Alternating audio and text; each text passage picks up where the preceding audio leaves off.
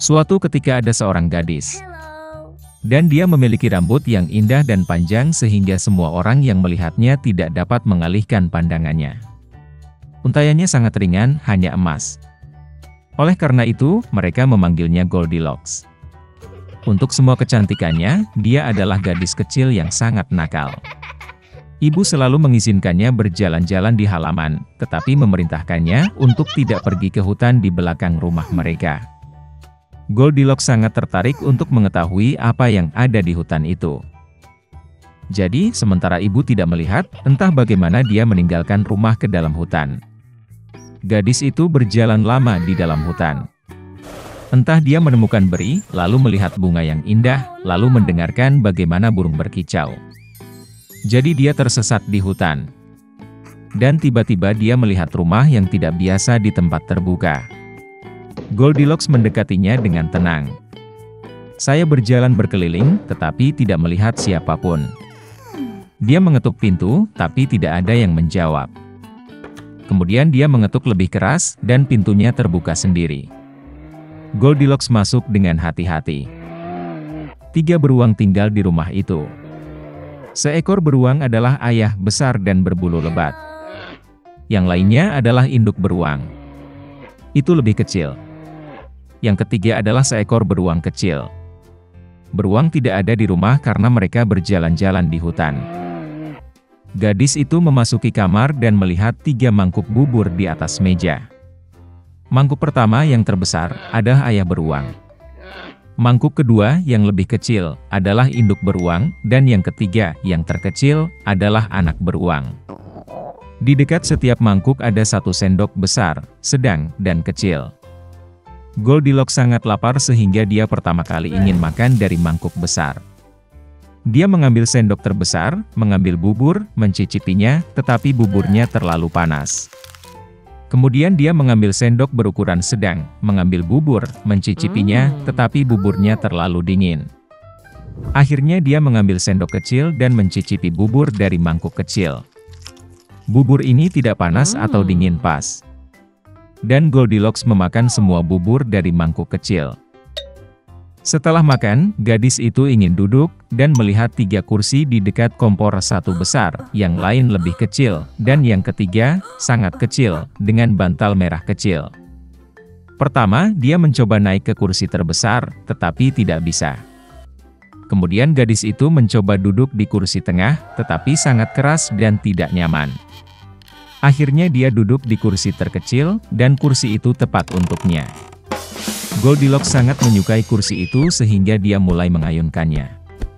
Kursi itu retak, patah, dan dia jatuh ke lantai. Gadis itu bangkit dan pergi ke ruangan lain. Ada 3 tempat tidur besar, sedang, dan kecil. Pertama, Goldilocks naik ke ranjang pertama, tetapi ranjang itu terlalu tinggi dan keras.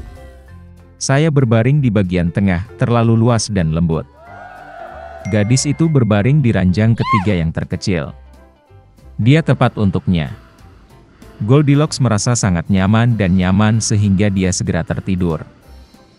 Gadis itu tertidur lelap ketika keluarga beruang kembali ke rumah. Beruang menjadi sangat lapar dan segera pergi ke meja. Melihat mangkuknya, Papa Bear sangat marah. Seseorang sedang memakan buburku. Dia menggeram. Ibu beruang juga melihat ke dalam mangkuknya dan menggeram pelan. Seseorang juga makan dari mangkukku. Dan anak beruang melihat mangkuk kosongnya, berteriak keras, seseorang tidak hanya makan dari mangkukku, dia memakan semua buburku. Beruang itu mencium ada sesuatu yang tidak beres, meninggalkan meja, dan mulai melihat sekeliling. Ayah beruang memperhatikan bahwa seseorang memindahkan kursinya dan menggeram dengan suara yang mengerikan, seseorang sedang duduk di kursiku. Ibu beruang melihat kursinya dan mengeluh, seseorang sedang duduk di kursiku dan memindahkannya dari tempatnya. Dan kemudian, beruang itu melihat kursinya yang rusak dan sekali lagi berteriak dengan keras, seseorang tidak hanya duduk di kursiku, tapi juga mematahkannya. Ketiga beruang itu dengan hati-hati masuk ke kamar tidur. Seseorang sedang berbaring di tempat tidurku dan meremasnya. Papa Bear meraung dengan suara yang mengerikan. Dan seseorang juga berbaring di tempat tidurku dan meremasnya, geram ibu beruang. Teddy Bear melihat ke tempat tidurnya dan berteriak lagi, "Seseorang sedang berbaring di tempat tidurku." Dan kemudian dia melihat gadis itu dan menjerit dengan suara pelan, dan masih tidur di dalam dia. Ayah dan ibu beruang pergi ke tempat tidur dan melihat bahwa seorang gadis kecil sedang tidur di sana. Goldilocks terbangun dari jeritan anak beruang, dan sangat ketakutan. Ada 3 beruang di depannya. Dia langsung melompat keluar rumah, dan berlari kemanapun matanya memandang, tanpa melihat ke belakang. Gadis itu berlari sangat lama, dia sangat lelah, dan kemudian dia melihat ibunya, yang mencari putrinya yang hilang di hutan. Sejak itu, Goldilocks selalu mendengarkan ibunya, dan tidak melakukan apapun tanpa izinnya. Dia menjadi gadis yang sangat penurut, baik dan baik. Suatu ketika ada seorang gadis kecil. Suatu ketika ayahnya yang kaya menikah dengan ibu tiri yang jahat. Dia menetap di rumah bersama kedua putrinya. Mereka cantik dan berwajah putih, tapi jahat dan kejam di hati. Dan kemudian tibalah saat yang sulit bagi gadis malang itu. Dari pagi hingga larut malam, mereka memaksanya melakukan pekerjaan kotor, mengangkut air, memanaskan kompor, memasak makanan, mencuci piring, dan mencuci pakaian. Dan di samping itu, saudara tiri melakukan yang terbaik untuk membuatnya kesal sebanyak mungkin. Mereka mengejeknya, menuangkan kacang polong dan gandum ke abu, dan dia harus duduk dan mengambilnya. Di malam hari, ketika dia lelah bekerja, dia harus pergi tidur bukan di tempat tidur, tetapi di lantai di sebelah kompor. Dan karena dia selalu dalam abu, debu dan kotor, saudara perempuannya memanggilnya Cinderella. Tetapi kemudian pada suatu hari raja memulai pesta, yang seharusnya berlangsung selama 3 hari penuh, dan memanggil semua gadis cantik di negara itu ke pesta itu sehingga putranya dapat memilih pengantin untuk dirinya sendiri. Ketika 2 saudara perempuan yang disebutkan itu mengetahui bahwa mereka juga dapat datang ke pesta itu, mereka langsung mulai berdandan dan bersolek. Cinderella juga ingin pergi menari, tetapi ibu tirinya tidak mengizinkannya pergi, karena dia tidak punya baju atau sepatu, dan dia kotor.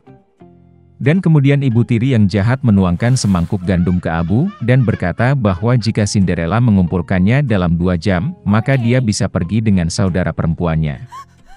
Cinderella pergi ke taman dan menangis. Dan kemudian 2 burung merpati putih terbang masuk, diikuti oleh kawanan burung yang berbeda.